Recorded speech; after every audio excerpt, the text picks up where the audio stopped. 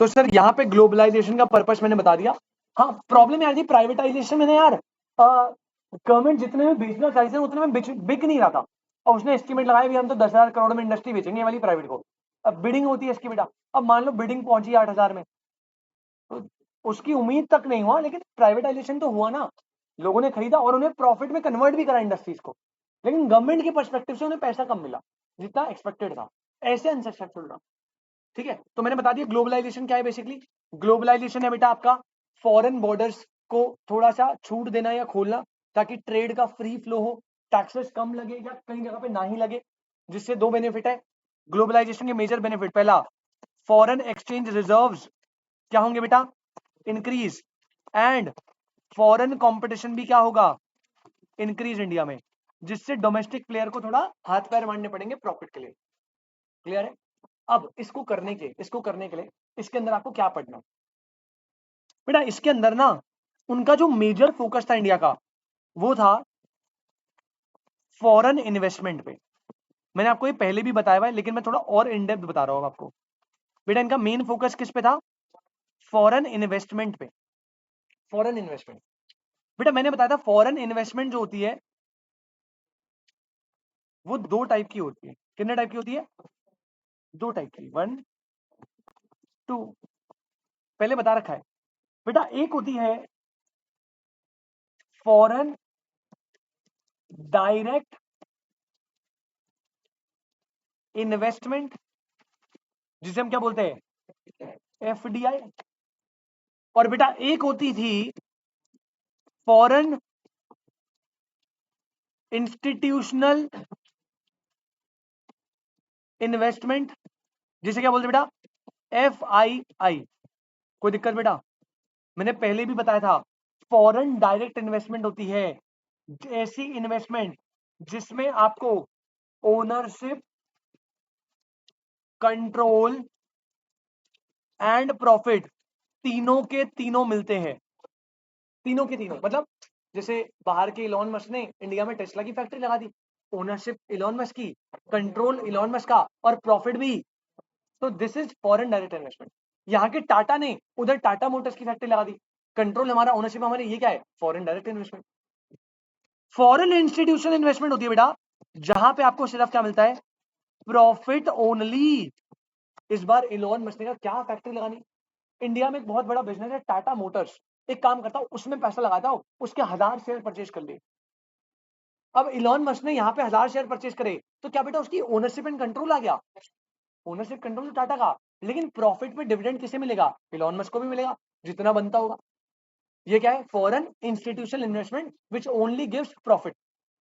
ऐसे टाटा मोटर्स ने वहां पे एप्पल के शेयर परचेज कर लिए, टाटा ने एप्पल के शेयर परचेज कर लिए, वो भी क्या है, एफआईआई। क्लियर है? अच्छा, गवर्नमेंट किसको प्रमोट करना चाहती होगी दोनों में से, गवर्नमेंट प्रमोट करना चाहती है एफडीआई को, क्योंकि एफडीआई हमेशा लॉन्ग टर्म होती है। कैसी होती है, एफआईआई होती है प्रॉफिट मोटिव के लिए। तो जैसे ही पैसा लगाया, शेयर प्राइस ऊपर गए, तुरंत बेच के निकल लेगा, कोई बेनिफिट हुआ फॉरेन करेंसी के आने का, जितनी जल्दी आया उतना जल्दी गया। गवर्नमेंट का फोकस होता है एफडीआई को इंप्रूव करने के लिए, जैसे मेक इन इंडिया है। मेक इन इंडिया एक ऐसा पॉलिसी है जो एफडीआई के लिए ही बना था, कि भाई हम जो है बाहर से बनाए खरीदेंगे नहीं, जो इंडिया में बने हम तो वही कंज्यूम करेंगे। तो जिसको इंडिया में सामान बेचना है वो बाहर मत बनाओ, इंडिया में बनाओ। इसलिए टेस्ला के साथ भी उनका कॉन्ट्रैक्ट कैंसिल हुआ, क्योंकि वो चाइना से प्रोडक्शन शिफ्ट नहीं कर रहा, अब कर रहा है वापस। एप्पल ऑलरेडी चाइना में आ गया है, आपको पता है इस बार 15 और 15 प्लस दोनों मेड इन इंडिया है। 15 प्रो और 15 प्रो मैक्स ये made in China and made in Vietnam. 3 जगह फैक्ट्री डाल दी एप्पल ने मैन्युफैक्चरिंग की, चाइना वियतनाम में पहले थी, अब इंडिया में भी स्टैब्लिश हो गया। होपफुली 16 में क्या पता सारे मॉडल्स यहाँ बनने लगे। क्लियर है बेटा? तो ये चीज है, अब इंडिया गवर्नमेंट का ना फोकस एफडीआई पे होता है। अब समझना, तो मैं ऐसे बोलूं कि जो ये वाला जो पार्ट है बेटा, ये भी तो दो नेचर का हो गया, इसके भी तो दो दो डिवीजन हो गए। एक होगा foreign direct investment from abroad, और एक होगा foreign direct investment to abroad. बेटा क्लियर है ना? फ्रॉम अब्रॉड में पैसा आएगा, और हम जब लगाएंगे एफडीआई तो फॉरेन डायरेक्ट इन्वेस्टमेंट। जब इलॉन मस्क यहाँ पे टेस्ला की फैक्ट्री लगाएगा, that is foreign direct investment from abroad. जब टाटा वहां फैक्ट्री लगाएगा, एफडीआई टू अब्रॉड। सेम ये भी दो टाइप का होगा बेटा, एक होगा FII फ्रॉम अब्रॉड, एक होगा FII टू अब्रॉड। कोई दिक्कत तो बताओ बेटा किसी को? हाँ अभी आ रहा हूँ, एक मिनट। यहाँ तक कोई दिक्कत? पक्की बात, ये समझ आया ना? कुछ नहीं है, मैं पहले ही बताया था। अब देखो आपकी बुक में करा क्या है। पहला, inward foreign direct investment, IFDI बोला है बेटा, इसका नाम होता है IFDI। ये वो FDI है जो इनवर्ड है। प्रियंका जी कैसी है? इनवर्ड। इनवर्ड मतलब इंडिया में पैसा आ रहा है, तो जिसे हम foreign direct investment from abroad बोलते हैं ना, इसे आपकी बुक में बोला है IFDI। क्या बोला है? ये IFDI इनवर्ड है। अच्छा, जैसे इनवर्ड है वैसे क्या होगी? आउटवर्ड। तो अगला हेडिंग जो हमें पढ़ना है, that is what? That is ये रहा, इन्वेस्टमेंट फ्रॉम। एक सेकंड यार, इन्होंने क्या कर दिया?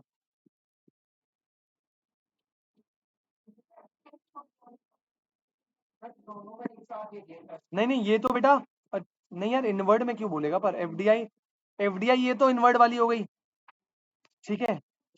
जो ये तो वो है जो एफडीआई फ्रॉम अब्रॉड है, ये बाहर से आ रही है इनवर्ड। फिर ये आ गई फॉरेन इंस्टीट्यूशनल इन्वेस्टमेंट, ये FII वाला कॉलम है। अब यहाँ पे इनवर्ड आउटवर्ड बतानी, तो इस पैराग्राफ में दोनों होंगे, लेकिन अगले वाले में उन्होंने नहीं नहीं बेटा, इन्वेस्टमेंट फ्रॉम अब्रॉड, अच्छा from India, sorry sorry sorry sorry sorry, investment from India to abroad. Investment to गलती से हमने पता नहीं मिस कर दिया, तो हम इसे आउटवर्ड FDI बोलते हैं। तो दिस इज OFDI। तो इसको यहाँ पे क्या बोला बेटा? OFDI। क्लियर है बेटा? IFDI में हम बाहर का पैसा इंडिया में लाएंगे, इनवर्ड आएगा, पैसा आएगा, इन्वेस्टमेंट लगेगी, बढ़िया है। OFDI में इंडिया पैसा बाहर भेज रहा है, क्लियर है? तो it is the foreign direct investment to abroad. और FII का इन्होंने कोई डिवीजन नहीं दिया, उन्होंने दोनों एक ही पैराग्राफ में डाल दिए होंगे।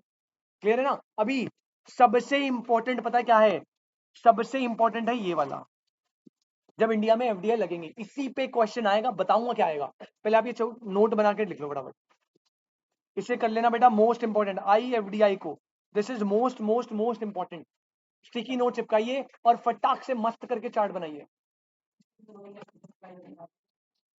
नहीं नहीं, ग्लोबलाइजेशन तो पूरा है बेटा। हाँ, मेन पर्पस ग्लोबलाइजेशन का यही था। अब ऐसा तो नहीं कर सकते ना, इनवर्ड कर देंगे आउटवर्ड बंद कर देंगे, ऐसा पॉसिबल नहीं है। फायदा क्या है हमें बेटा? फॉरेन करेंसी आएगी इंडिया में, जब वो इंडिया में आएंगे तो बोलेंगे हमें इंडिया में फैक्ट्री खोलनी है।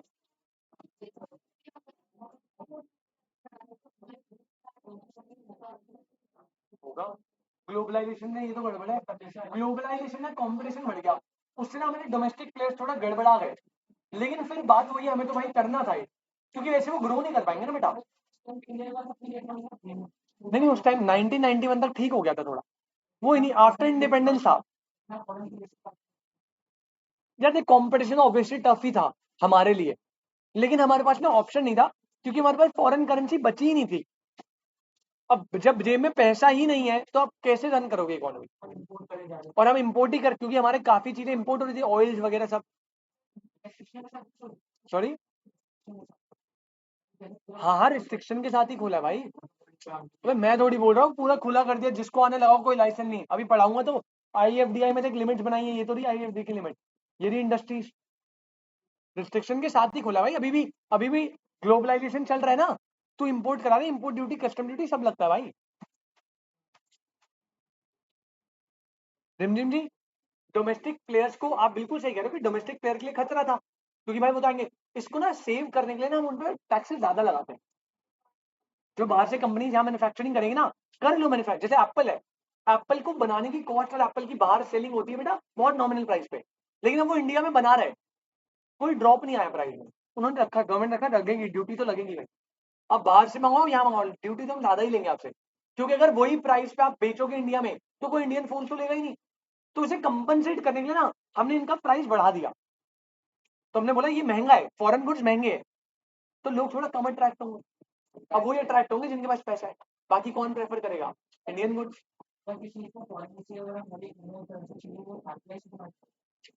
हाँ बेटा, फॉरेन एक्सचेंज मार्केट होती है उसके लिए, आरबीआई उसका हेड होता है, लेकिन मार्केट होती है, बहुत सारे इंस्टीट्यूशन होते हैं, वेस्ट इंस्टीट्यूशन होते हैं ना, जैसे वेस्टर्न यूनियन है, वेस्टर्न यूनियन सुना तुमने, मतलब इंस्टीट्यूशन होते हैं, ये भी बैंक्स होते हैं काइंड ऑफ, बैंक नहीं होते, मतलब ये इनका काम ही होता है सेल परचेज करना फॉरेन करेंसी में, अपनी कमीशन चार्ज कर।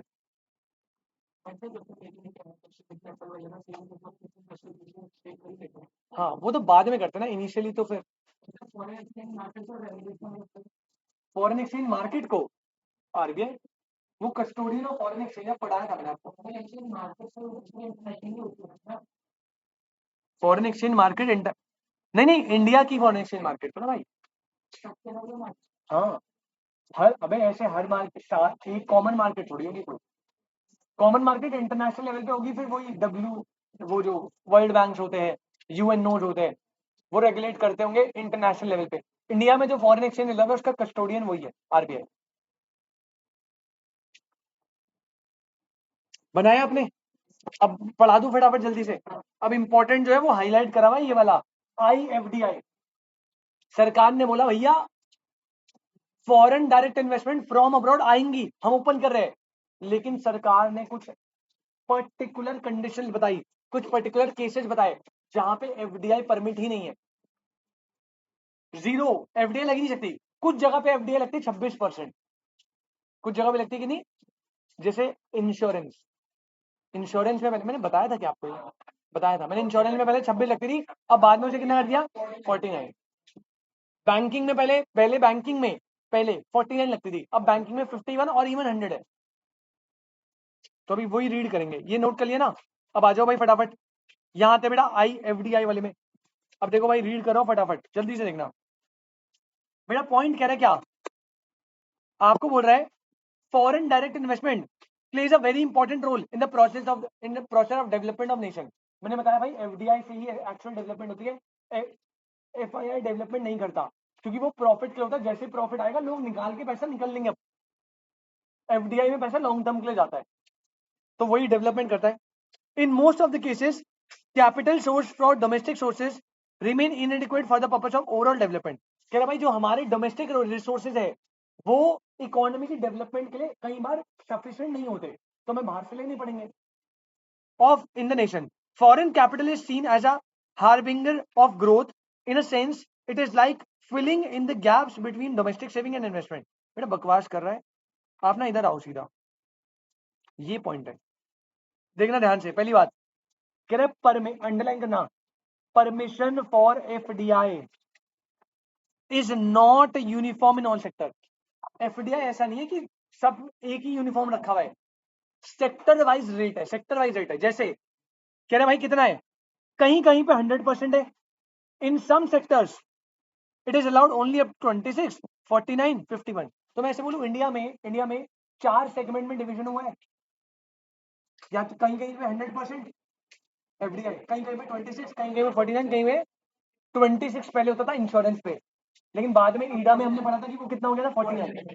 बैंकिंग में पहले 49 होता था, अब 51 हो गया था, अब तो इवन 100 भी जाता है।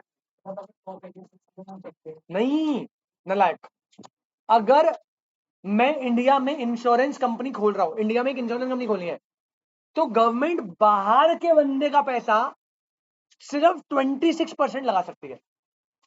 मतलब मान ले अगर मैं मिस्टर जॉन हूं, मिस्टर जॉन को आज इंडिया में जॉन इंश्योरेंस कंपनी खोलनी है, तो मैं नहीं खोल सकता, क्योंकि मैं उस कंपनी का सिर्फ 26% कॉन्ट्रीब्यूट कर सकता हूं। तो टेक्निकली मुझे बाकी जो रिमेनिंग प्रोसेस है या तो वो किसी गवर्नमेंट से लेना पड़ेगा, मैं कहूंगा भाई गवर्नमेंट आप और मैं कोलैब में खोलते हैं, 26 मेरा, बाकी 74, हाँ बाकी 74 आपका, या किसी प्राइवेट प्लेयर से।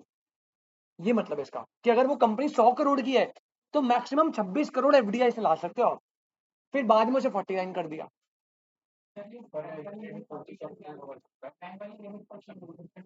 बैंक वाली लिमिट बेटा न्यू इकोनॉमिक पॉलिसी में चेंज हुई थी, लिबरलाइजेशन के अंदर ही।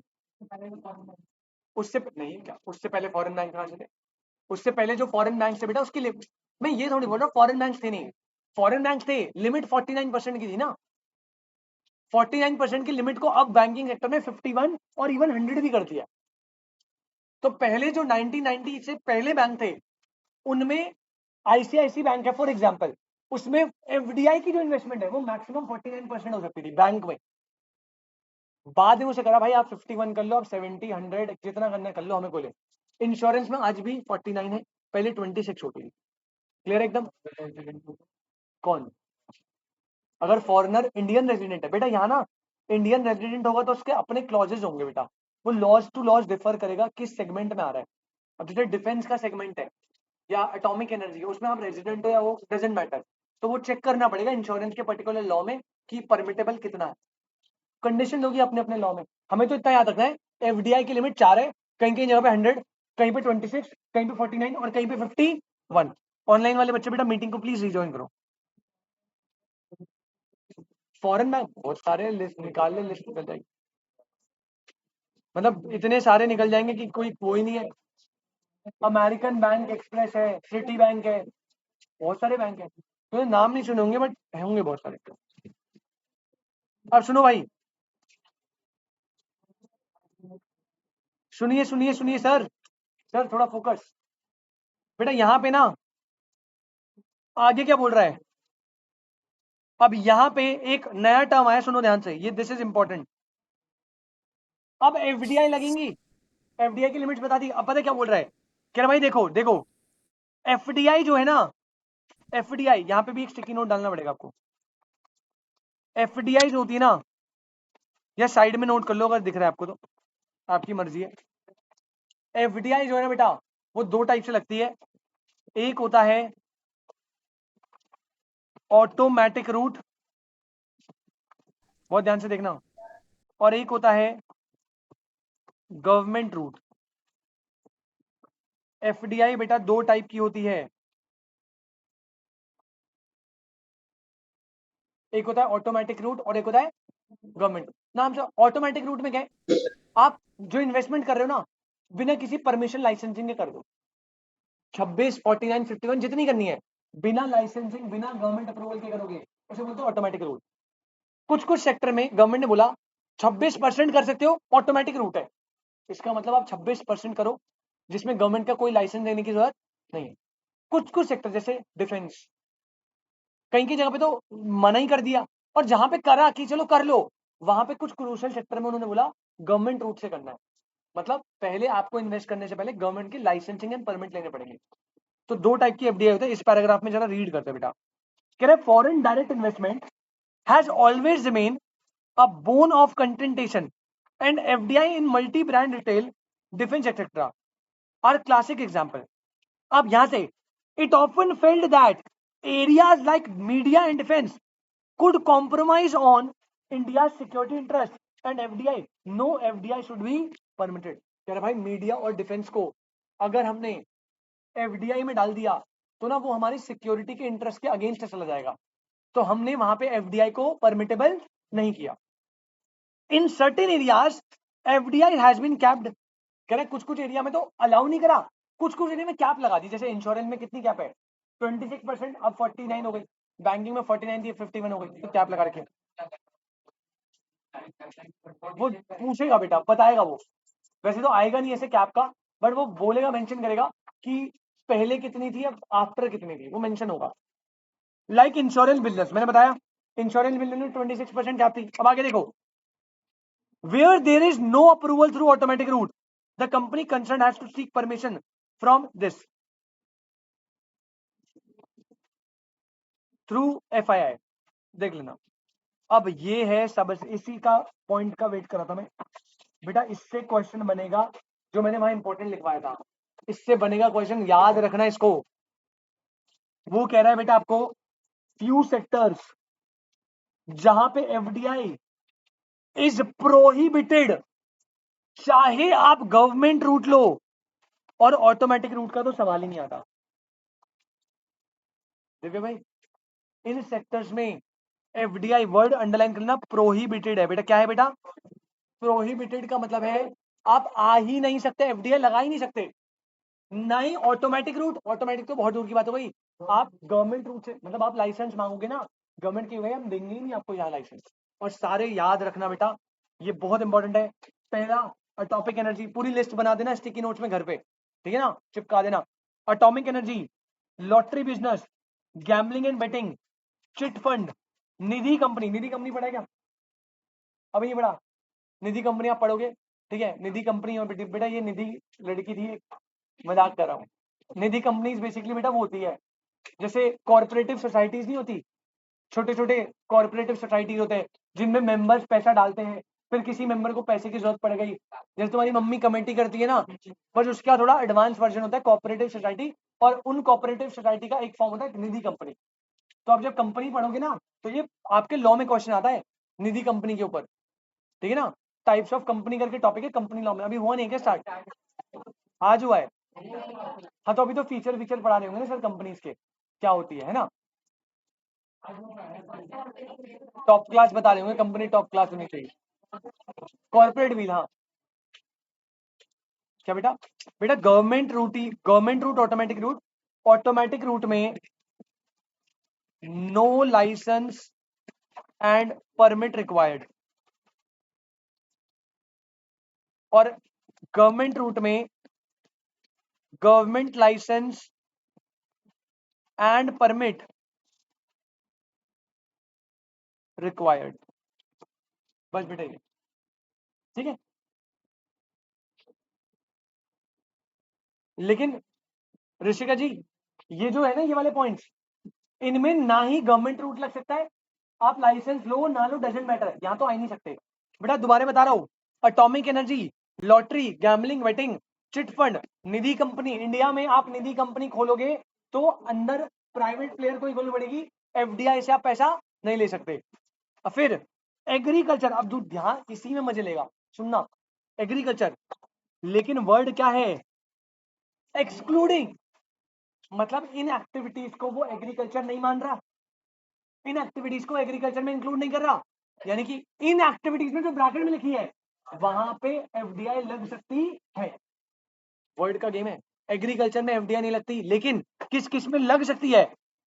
Floriculture, horticulture, development of seeds, animal husbandry, pisciculture कुछ होगा ये, cultivation of vegetable, mushrooms etcetera, under control condition and services related to agro and allied sector. इसके साथ साथ प्लांटेशन एक्टिविटीज, अब अलग मजे ले लिए। कह रहे अदर देन टी प्लांटेशन।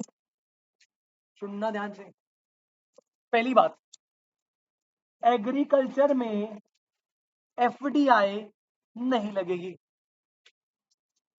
लेकिन ये सारी एक्टिविटीज कौन सी, यहां से लेके यहां तक, ये एग्रीकल्चर में क्या हो गई बेटा? एक्सक्लूड। यानी कि मैं ऐसे बोलूं इनमें एफडीआई लग सकती है, लेकिन पूरा करते करते करते लास्ट में इन्होंने बोल दिया plantation activities other than T, यानी अगेन इसको एफडीआई के लिए क्या कर दिया? मना, क्योंकि वहां पे एक्सेप्ट है और एक्सेप्ट के बाद वर्ड है अदर, तो उसका नलिफाइड इफेक्ट हो गया ना। बेटा लैंग्वेज समझ आ रही है? समारे कंफ्यूज तो नहीं हो रहे? बेटा समझो समझो, वो कह रहा है एफडीआई किन किन पे नहीं लगेगा, कह रहा है लॉटरी, बेटिंग, चिट फंड सब हो गया। अब कह रहा है एग्रीकल्चर, मतलब एग्रीकल्चर में एफडीआई नहीं लगेगा, नहीं लग सकता, एक्सेप्ट। अब एक्सेप्ट वर्ड आया मतलब इनमें लग सकता है, लेकिन करते करते करते करते लास्ट में plantation activity other than this, तो टी की प्लांटेशन को उसने प्लांटेशन एक्टिविटी नहीं माना, टी की प्लांटेशन को उसने प्लांटेशन एक्टिविटी नहीं मांगा, यानी टी की प्लांटेशन में भी एफडीआई नहीं लगेगा ना। क्या यार, ये ना थोड़ा उन्होंने लगा कि ना ये ऐसे सेगमेंट्स है जो या तो क्रूशल है या हमारी सिक्योरिटी के अगेंस्ट है, या फिर वो ना इस पे किसी पे डिपेंडेंट नहीं होना चाहते। जैसे एग्रीकल्चर बहुत कोर में है, अगर आप इस पे किसी किसी के ऊपर इस पे डिपेंडेंट हो ना, तो बेटा वो तो आपको नचा देगा अपने इशारों पे, क्योंकि ये तो भाई खाना ही तो आपकी नेसेसिटी है। समझो, अब हम ना ऑयल पे बहुत ज्यादा डिपेंड हो रहे थे, तो गवर्नमेंट कर रही है ना कि भाई ऑयल पे डिपेंडेंस कम करो, क्योंकि जितना हम अदर इंपोर्ट पे डिपेंडेंट होंगे, एफडीआई पे डिपेंडेंट होंगे, उतने पंगे। हाँ जी, देखो मैं फिर से बता रहा हूँ, जो ब्लू वाला ब्रैकेट बना है ना, वहां से वहां तक एफडीए लग जाएगा, और फ्लोरिकल्चर, हॉर्टिकल्चर, सीड्स की डेवलपमेंट, एनिमल हस्बेंड्री सब में लगेगा, प्लांटेशन सब में। लेकिन अदर देन टी प्लांटेशन, अरे वो उसका वाला ब्रैकेट है। नहीं ओह, नहीं नहीं नहीं नहीं नहीं, हाँ एक मिनट यार, सॉरी सॉरी सॉरी, ये ब्रैकेट यहाँ खत्म हो रहा है। ये बेटा आप ना इसे, आप जब अपने स्टिकी नोट में लिखोगे ना, ये बहुत गंदी तरीके से लिखा है इन्होंने, मैं बताता हूँ इसे कैसे लिखो सही से। नहीं नहीं, हाईलाइट आपने कर लिया, कोई दिक्कत नहीं है, जब आप स्टिकी नोट में डालोगे तब के लिए बता रहा हूँ। आप पॉइंट नंबर 6 डालना, आप पॉइंट नंबर 6 डालना, एग्रीकल्चर एंड प्लांटेशन एक्टिविटीज। सुनो ध्यान से,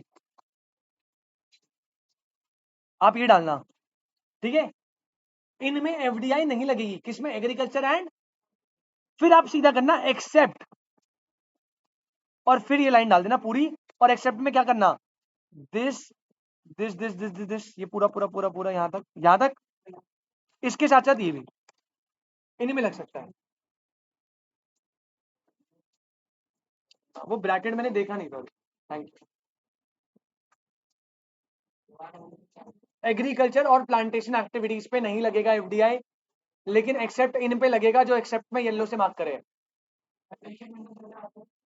कोई भी प्लांट उगा रहा है तू, कोई भी प्लांट बेटा, वेजिटेबल वगैरह जो होते हैं ना, वो उसमें आते हैं हॉर्टिकल्चर में। ऐसे तो हॉर्टिकल्चर की वही हो गई, वो तो हॉर्टिकल्चर लिखा है, बट इन्होंने नीचे लिखा हुआ है, मेंशन करा हुआ क्लियरली। हॉर्टिकल्चर में vegetable, flowers, fruits, medicine benefit वाले पौधे, वो सब आता है हॉर्टिकल्चर में। हाँ सॉरी, अरे मेंशन करा ना, प्लांटेशन तो मल्टीपल, उसमें वैरायटी होगी ना प्लांटेशन में भी, कह रहा लेकिन वेजिटेबल्स को करोगे। अब आप फ्लावर प्लांट कर रहे हो, फ्लावर प्लांट अलग होगा, वेजिटेबल भी तो प्लांट होता है, लेकिन वेजिटेबल प्लांटेशन में उसने एक्सक्लूजन में डाला हुआ। तो इन दोनों एक्टिविटीज में आपकी, एग्रीकल्चर और प्लांटेशन एक्टिविटी में आपका जो एफडीआई है वो प्रोहिबिटेड है, लेकिन एक्सेप्शन में बेटा ये पॉइंट्स दे दिए, इन सब में लग जाएगा। नोट में ढंग से रखना इसको। नहीं लगेगा प्लांटेशन एक्टिविटी में चाचा, क्या कर रहा है, एग्रीकल्चर प्लांटेशन एक्टिविटी में नहीं लगेगा, लेकिन अगर आप प्लांटेशन कर रहे हो एग्रीकल्चर में वेजिटेबल्स का, प्रॉपरली बोला है ना, प्लांटेशन किसका कर रहे हो, वेजिटेबल का, वो फिर उसमें एफडीआई लगा लो। अगर आप प्लांटेशन कर रहे हो मशरूम का, मेंशन करें ना मशरूम, अब तुम ऐसा बोलेगा मशरूम भी तो वेजिटेबल होता है, नहीं होता मशरूम वेजिटेबल।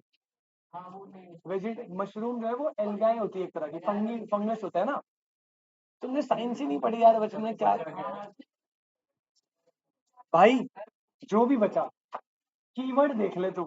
अब मैं यहाँ पे प्लांटेशन का मीनिंग डिफाइन करने नहीं बैठा, तुमने, हाँ, एग्रीकल्चर पे लगेगा, प्लांटेशन एक्टिविटी पे लगेगा, ये दो एक्टिविटी पे लगेगा, लगेगा। अच्छा, इन पे एफडीआई प्रोहिबिटेड है, इन पे नहीं लगेगा, लेकिन अगर आप फ्लोरिकल्चर कर रहे हो एफडीआई लगा लो, हॉर्टिकल्चर पे लगा लो, डेवलपमेंट ऑफ सीड्स पे, एनिमल हस्बेंड्री पे, टी प्लांटेशन लगा लो। बेटा थाम ले अब, क्या commercial, cash crop, jute, cotton, भाई कुछ मेंशन तो नहीं है तो लग जाएगा, मेंशन तो है नहीं कुछ। आ जाओ भाई, हाउसिंग एंड रियल एस्टेट, बेटा नहीं है तो आ सकता है ना, प्रोहिबिटेड की लिस्ट दे रहा है। एग्रीकल्चर, नहीं नहीं नहीं, उसे कैश क्रॉप कंसिडर करेंगे अलग से, एग्रीकल्चर में यहाँ पे वो, एग्रीकल्चर में वो नहीं इंक्लूड होगा। नेक्स्ट, नेक्स्ट, अब सुनो भाई ध्यान से, हाउसिंग रियल एस्टेट में एफडीआई नहीं लगा सकते आप, हाउसिंग रियल एस्टेट में एफडीआई नहीं लगा सकते, एक्सेप्ट डेवलपमेंट ऑफ टाउन, अब इनमें लग जाएगा, construction of residential commercial premises, road bridges to the extent specified, अब लिखा हुआ है टू दी एक्सटेंट स्पेसिफाइड, एक लिमिट बताई होगी तब तक लग जाएगा, अदरवाइज हाउसिंग रियल एस्टेट में नहीं लगेगा, अंदर वाले ब्रैकेट में लग जाएगा। Trading in transferable development right, FDI नहीं लगेगा। ये क्या होता है सर, ये जो टीडीआर होते हैं ना बेटा, ये क्या होता है, ये राइट्स होते हैं, ये राइट्स है गवर्नमेंट से लीज पे परचेज करने होते हैं, और इस राइट्स को लोग सेल कर देते हैं, ये डेवलपमेंट राइट्स होते हैं, कॉन्ट्रैक्ट्स होते हैं बेसिकली। तो अगर मैंने मान लो ये राइट खरीदा, अब मैं राइट गवर्नमेंट से खरीद के समायरा को देना चाहता हूँ, दे दूंगा। समायरा आकाश को देना दे देगी, आकाश भाई दिव्या को देना चाहते हैं, दे देंगे। ये राइट ट्रांसफर रहेगा।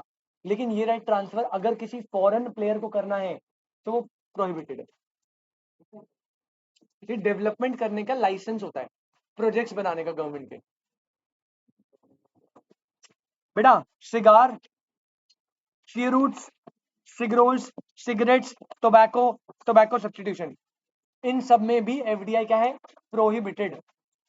ध्यान से रखना, ध्यान से। पहले भाई होता होगा यार कुछ, यार कुछ होता होगा। नहीं अल्कोहल में नहीं है, अल्कोहल में नहीं है। जो लिस्ट में नहीं है मतलब उनमें एफडीआई लग जाएगा ना। भाई सुनो सुनो, क्लियर है एकदम। मुझे थोड़ा एग्रीकल्चर वाले में कंफ्यूजन हो गई थी, ये देख लेना भाई, बाकी तो सॉर्टेड है। क्लियर है भाई? ये लिस्ट पूरी चाहिए मुझे, ये आएगी एग्जाम में एज इट इज, कि बोलेगा इनमें से कौन से सेक्टर ऐसा है जिसमें एफडीआई एक्सेप्टेबल है। तो आप देखो प्रोहिबिटेड की लिस्ट याद कर लो, जो इसमें फॉल नहीं कर रहा उसमें एक्सेप्टेबल है। एक्सेप्शन बस देख लेना, 2-3 पॉइंट में एक्सेप्शन है, एक 6th में और एक 7th में, उन पे फोकस करना है बस। बाकी जा रहे तो डायरेक्ट पॉइंट है। अरे भाई मुझे क्या पता भाई, मैं नहीं पीता। अरे मैं क्या नशेड़ी थोड़ी दिख रहा हूँ भाई तुझे? मुझे क्या, मैं मुझे बेटा सिगरेट के नाम नहीं पता, मैं पीता ही नहीं हूँ, मुझे क्या पता होता हुआ कुछ। अबे सच में तू ऐसे मुझे देख के हंस रहा है, मैं झूठ थोड़ी बोल रहा भाई, मैं ना ही ड्रिंक करता हूँ ना ही स्मोक करता हूँ, मुझे नहीं है नॉलेज। कुछ होता होगा भाई, बस एक ही पता है भाई, जो मेरे दोस्त वोस्त पीते हैं वो मुझे पता है। एडवांस, छोटी गोल्ड, बड़ी गोल्ड, ना भाई मैं ऐसे काम ही नहीं करता कोई। सबको पता है मुझे पसंद नहीं है सब। पता नहीं क्या है, सिगार, शेरूट्स, सिगारोल्स, पता नहीं क्या क्या, मुझे तो समझ नहीं आ रहा है। होगा कुछ टोबैको तो मुझे पता है, समथिंग ये टोबैको से रिलेटेड हुआ, हार्मफुल नेचर का हो, ठीक है ना। अब आ जाओ एफआईआई, वो देखो कह रहा है खुद से बना के करो तो सही जा रहा है। मैं तो झूठ जानबूझ के मैं बोल नहीं रहा था ये होता है, जान के मैं तो चुप था, निकल गया इसका मुंह। इसने मुझे मुझे सिगार सिगरेट में डिफरेंस क्या था, मैं चुप था जान के, मैं नहीं बताया, जज करने लग जाता। मैं जैसे चुप था इसका आंसर आ गया, क्या सिगार वाला होता है जो खुद से बनाते हैं, सिगरेट वो होती है जो बनी बनाई आती है। पता नहीं भाई ये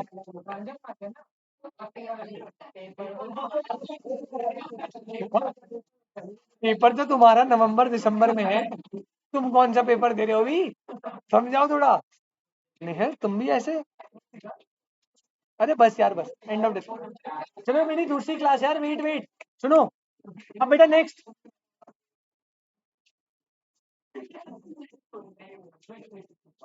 बेटा नेक्स्ट एफआईआई, आपको पता है एफआईआई इन्वेस्टमेंट क्या होती है? इसका पर्पस होता है सिर्फ और सिर्फ प्रॉफिट, शॉर्ट टर्म के लिए करते हैं लोग। जैसे ही शेयर बढ़े, बॉन्ड डिबेंचर कुछ भी सिक्योरिटी परचेज करते हैं, प्राइस बड़ा बेच देते हैं। गवर्नमेंट इसको ज्यादा प्रमोट नहीं करती क्योंकि शॉर्ट टर्म के लिए पैसा थोड़े टाइम के लिए आता है। We often come across the FIIs which represent foreign institutional investors. FII are large foreign groups which substantially investable funds.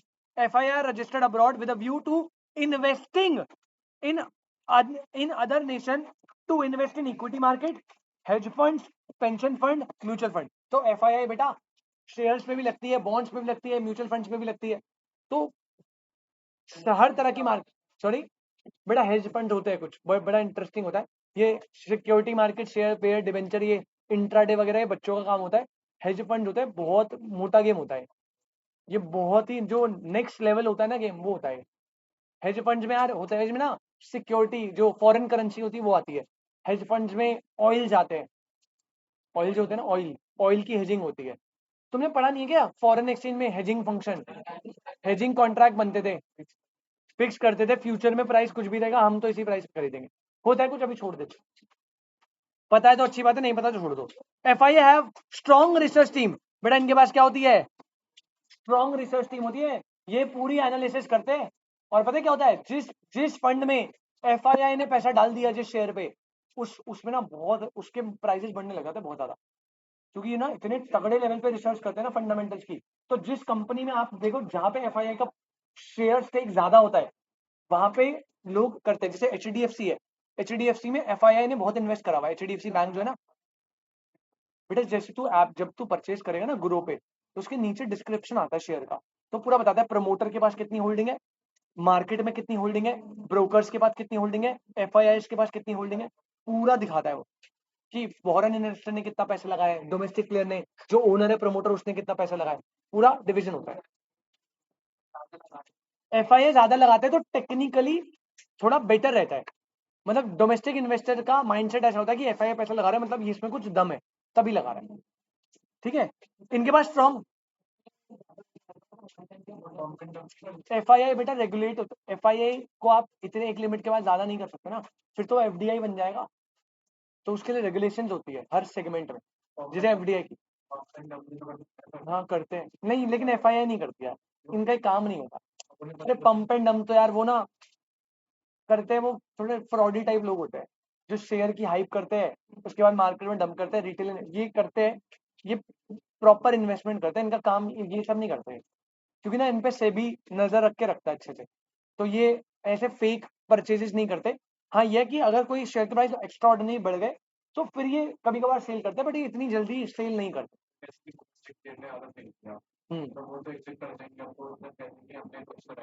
Domestic domestic player आधा खरीद नहीं सकते ना, ऐसा नहीं होता। आप जो है ना ये पंप एंड डंप की जो फैसिलिटी है ना, ये जो सीन होता है ये बड़े इन्वेस्टर करते हैं, ये डोमेस्टिक इन्वेस्टर नहीं कर पाते। अब तुझे रिलायंस का 1% लेना ना, तो कैसे पंप एंड डंप करेगा बता दे। तो लगता है कोई रिलायंस का कोई शेयर हाइप करके फॉल करवा देगा। अब अगर तुझे उसमें 1% स्टेक भी लेना ना, तो उसमें thousands of lakhs of crore चाहिए तुझे, कैसे कोई करवा देगा। तो इतना पैसा किसी के पास है ही नहीं कि वो किसी अच्छी कंपनी का शेयर, ये किस में चलता है पंप एंड डंप, ये चलता है पेनी स्टॉक में, उसमें एफआईआई आता नहीं।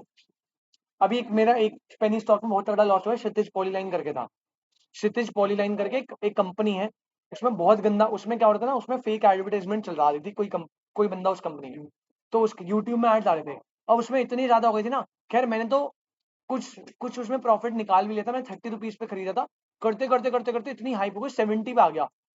और जैसे ही लोगों को पता लगा कि भाई अब ये कुछ गड़बड़ है शेयर में, क्योंकि कंपनी प्रॉफिट जनरेट नहीं कर रही, शेयर बढ़े जा रहे हैं, वो क्यों बढ़े जा रहे हैं, वो कुछ पर्टिकुलर ग्रुप ऑफ लोगों से परचेज कर रहे थे जबरदस्ती, फेक डिमांड क्रिएट कर रहे थे, जैसे 70 रुपए पे आया भाई बेच दिया, अब वो 6 रुपए का हो रखा है। हाँ उसमें तो अभी तो लंका बहुत फेक, उसमें तो बहुत फेक डिमांड क्रिएट हुई थी, यूट्यूब में एड चल रहे थे उसके एक एक महीने तक। अच्छा मेरे को, अच्छा शिट, हाँ मैंने भी खरीदे हुए, एग्जिट मेरे को मिला ही नहीं, फिर जब डंप होना स्टार्ट होता है तो कितना भी सेल कर लो बिकते ही नहीं है कुछ, तो अटक जाते हैं। अच्छा, which speculate to invest in a country possibility strong returns.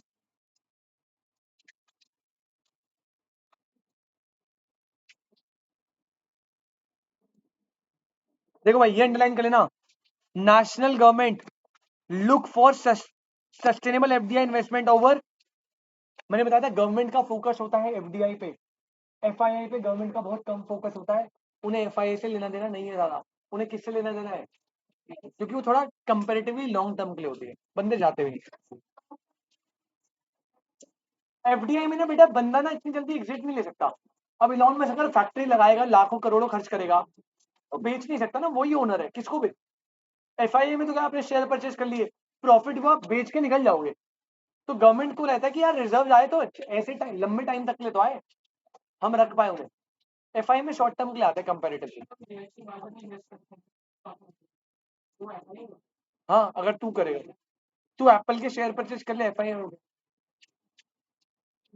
अब ये आ गया बेटा लास्ट, ये क्या है, ये foreign direct investment to abroad, इस बार टाटा टाटा मोटर्स की फैक्ट्री लगा रहा है यूएसए। अब ये क्या ऑब्वियसली बेटा, इससे फॉरेन करेंसी का क्या होगा, आउटफ्लो, लेकिन देखो इसका लॉस तो है, फॉरेन करेंसी जाएगा, लेकिन इसका बेनिफिट ये ना कि जो टाटा है वो फॉरेन मार्केट को कैप्चर कर पाएगा, फॉरेन मार्केट आएगा उससे टेक्निकली बाद में जाके तो इन्फ्लो आएगा फॉरेन करेंसी का, जब वहां के लोग हमारी कार्स परचेज करेंगे तो बेनिफिट है, लेकिन इनिशियली तो पैसा जाएगा। Policy of globalization has favored India not only in terms of inward FDI but also in terms of outward FDI और OFDI। कह रहा भाई ऐसा नहीं था ग्लोबलाइजेशन में इनवर्ड ही को बोला, कह रहा इनवर्ड आउटवर्ड दोनों को प्रमोट करा क्या। Indian firm invest abroad to, for example फरवरी में बेटा कह रहा है भारतीय एयरटेल इन्वेस्टेड, आपको वो नहीं करना बस एग्जांपल दे रखे, इतना million in Holi own subsidiary, कोई कंपनी है बेटा, नहीं मारुति नहीं है बेटा, नहीं, ये मुझे याद है, ये अफ्रीका में इन्वेस्ट कर जाता है इसने। ये ना अफ्रीका में इन्वेस्ट हुआ था इन एयरटेल का। एयरटेल ने अफ्रीका में बहुत तगड़े अपने अभी वो तो मेरे को कहाँ है, south Africa. Airtel Africa market को, इंडिया में तो खैर इतना चल नहीं रहा, लेकिन अफ्रीका में एयरटेल बहुत नेक्स्ट लेवल पे चल रहा है। मतलब जैसे यहाँ पे जियो है ना मार्केट लीडर, तो अफ्रीका में ना एयरटेल बहुत बड़ा मार्केट लीडर है, अच्छे चलते हैं उसका काम, मैंने सुना था। पीवीआर सिनेमा आपको कह रहा है कि a leading multiplex chain launch its first property in Sri Lanka. तो पीवीआर सिनेमा ने फर्स्ट प्रॉपर्टी कहां डाली थी बेटा? श्रीलंका में। ये याद करना पड़ेगा आपको, ठीक है। भारती एयरटेल को ने इन्वेस्ट करा था इस वाली कंपनी के साथ, और पीवीआर सिनेमा ने इन्वेस्ट करते फर्स्ट प्रॉपर्टी श्रीलंका में। इसका फर्स्ट इंटरनेशनल वेंचर था। एक एग्जांपल और सन फार्मा का एग्जांपल याद करने पड़ेंगे आपको। पता है क्या बोलेगा? ऑड वन आउट, 4 कंपनी दे देगा। अब हमें 3 कंपनीज तो पता है, एक कौन सी है? एयरटेल। एयरटेल ने एफडीआई करी थी टू अब्रॉड। सेकंड किसने करी है? पीवीआर ने श्रीलंका में। और थर्ड किसने करी है? Sun Pharma. Sun Pharma entered into licensing agreement chain with China system medical, तो ये उसकी कंपनी है, इसके साथ करके करी थी। To develop and commercialise 7 generic products in mainland China. Data release by Reserve Bank of India invest. इतना हटाओ बेटा। अब यहाँ पे कीवर्ड क्या रखना है? पहली बात तो आप याद रखना 3 कंपनी, एयरटेल, पीवीआर, सन फार्मा। अब इन्होंने किसके साथ कैसे मिलकर करा था वो भी देख लेना। 1 2 3 इन तीनों ने क्या करा था? एफडीआई टू अब्रॉड, जिसे हम क्या नाम देते हैं बेटा? ओएफडीआई। ठीक है भाई, बस खत्म। इसी के साथ चैप्टर खत्म हो गया। आप देख रहे हो हल्का सा चैप्टर था, नकली सा, कुछ है ही नहीं इसमें भाई। क्वेश्चन कितने हैं इसमें? 30 क्वेश्चन। क्वेश्चन होमवर्क में कर लेना, मुझे लगता नहीं है कुछ होगा दम क्वेश्चन में। फिस्कल पॉलिसी रिलेट्स टू, बेटा फिस्कल पॉलिसी में गवर्नमेंट के एक्सपेंडिचर और गवर्नमेंट के रेवेन्यू टैक्सेस दोनों आते थे। Find out one out. अरे देख लो रे यहाँ, ऑड वन आउट। नलायक को सारे बेटा, very good. Agriculture, industry, foreign trade, ये ना सेक्टरल मैनेजमेंट में थे। और फिस्कल मॉनिटरी किसकी थी? Micro sorry macro economic policy थी। ओ आगे क्वेश्चन, फर्स्ट 3-4 डिकेड्स में सोशलिस्ट।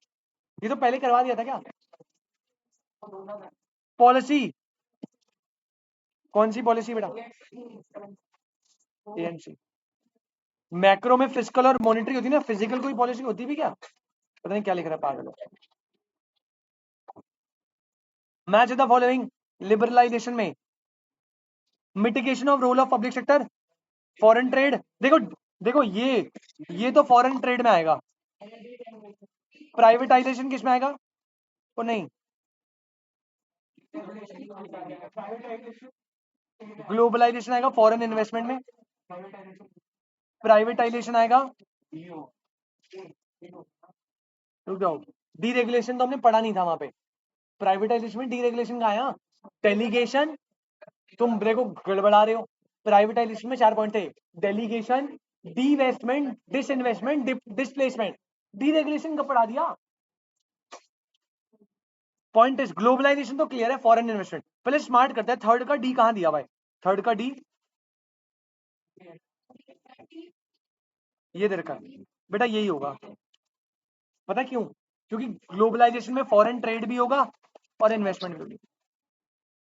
Smart answer. अपने को क्या करना? डीरेगुलेशन कहां दे रखा है? लिबरलाइजेशन। क्योंकि हमने जो रेगुलेटरी बॉडीज है उनको डीरेगुलेट करा था ना, कि आप अपना कंट्रोल कम करो। तो प्राइवेटाइजेशन मत लगा देना भावनाओं में बह के। डीरेगुलेशन कभी नहीं पढ़ा है मैंने, वहां पे 4 पॉइंट पढ़े थे, delegation, displacement, divestment, disinvestment.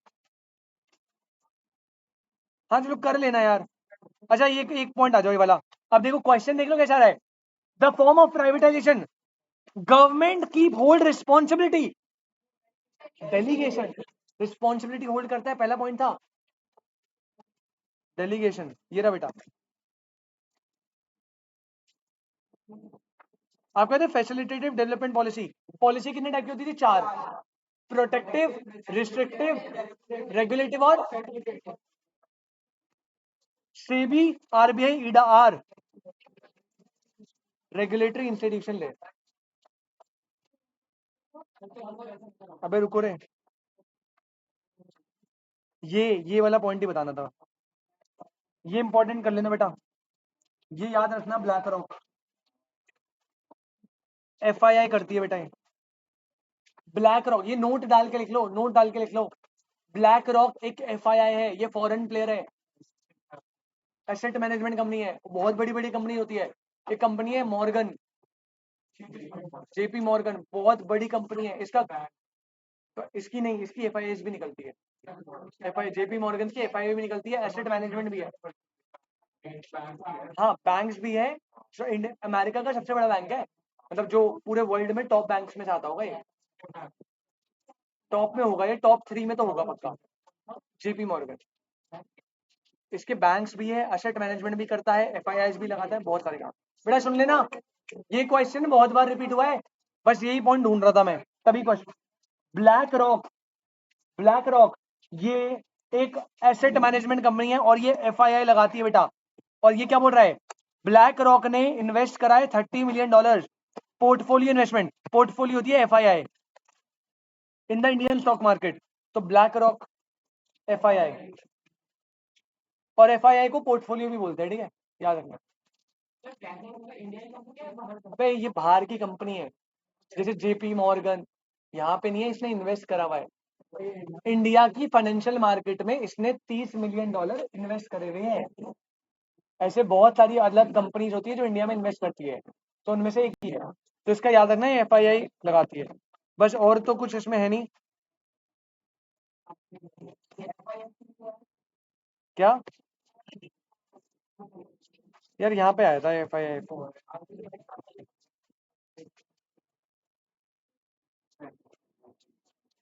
Foreign investment facilitation portal, कर लो नोट।